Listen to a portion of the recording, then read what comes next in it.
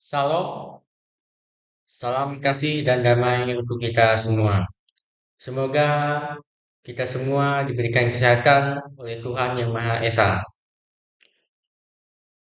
Kali ini saya akan membahas materi ilmu sosial dasar tentang diskriminasi dan intoleransi, kerusakan lingkungan, masalah kesehatan, serta kriminalitas yang ada di masyarakat. Di video-video sebelumnya, saya telah membahas tentang konflik sosial dan integrasi sosial.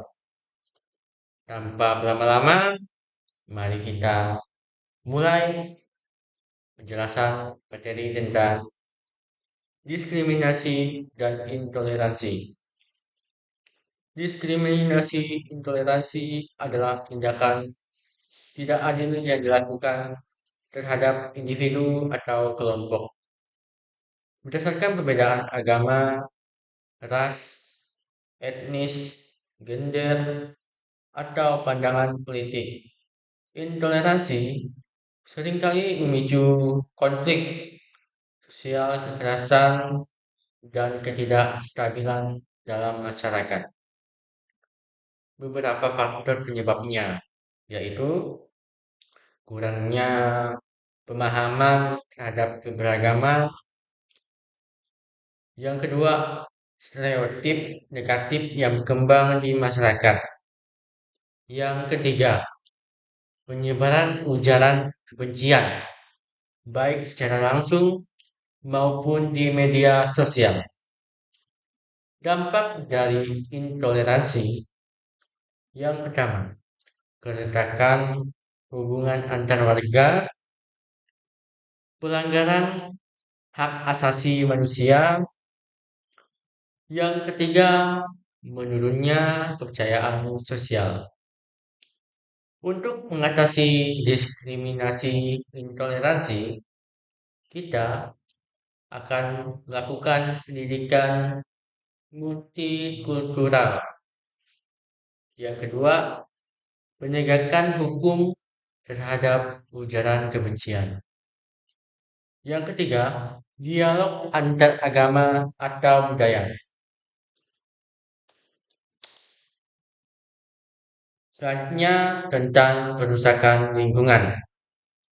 Kerusakan lingkungan ini dapat diartikan sebagai proses deteriorasi atau penurunan mutu, kemunduran lingkungan. Deteriorasi lingkungan ini ditandai dengan hilangnya sumber daya tanah, air, udara, punahnya flora dan fauna liar.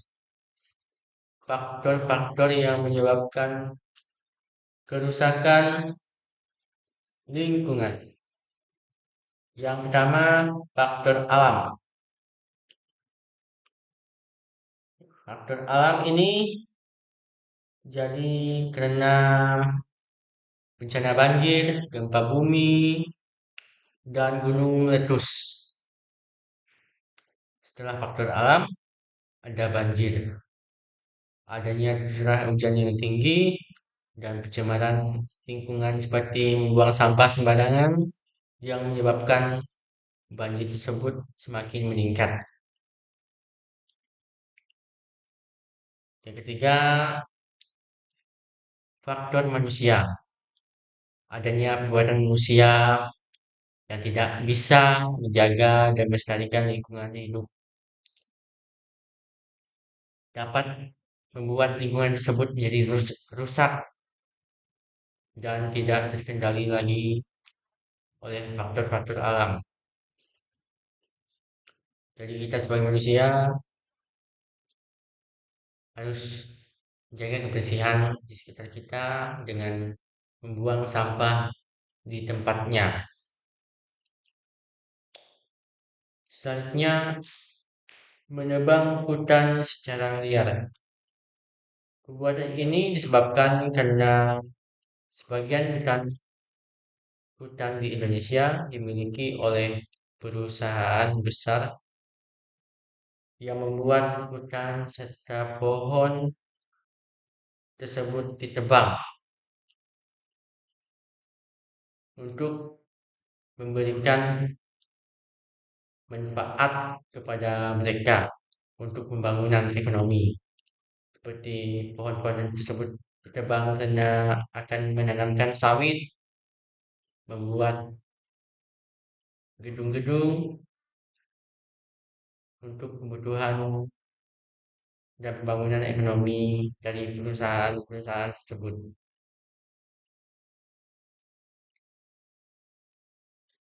Dampak dari kerusakan lingkungan dapat menciptakan polusi,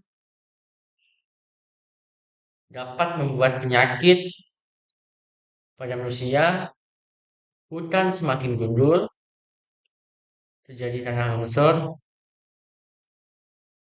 masa depan kawasan akan terancam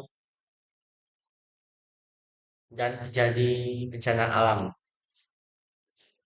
Itu dampak dari kerusakan lingkungan.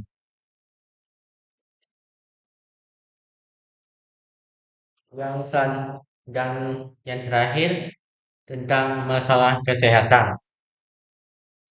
Masalah kesehatan merupakan tantangan yang besar di masyarakat karena dapat membuat angka kematian di Indonesia semakin meningkat.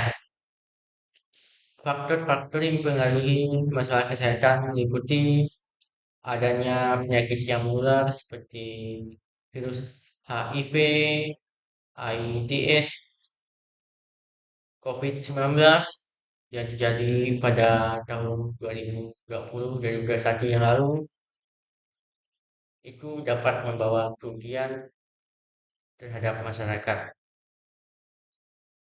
serta penyakit-penyakit tidak menular seperti diabetes dan demam serta kurangnya akses layanan kesehatan kepada masyarakat. Untuk mengatasi untuk memberikan solusi, pemerintah harus memberikan layanan kesehatan kepada masyarakat, memberikan pelayanan yang terbaik.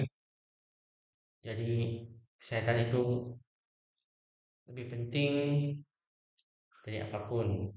Karena kesehatan itu bisa membawa perubahan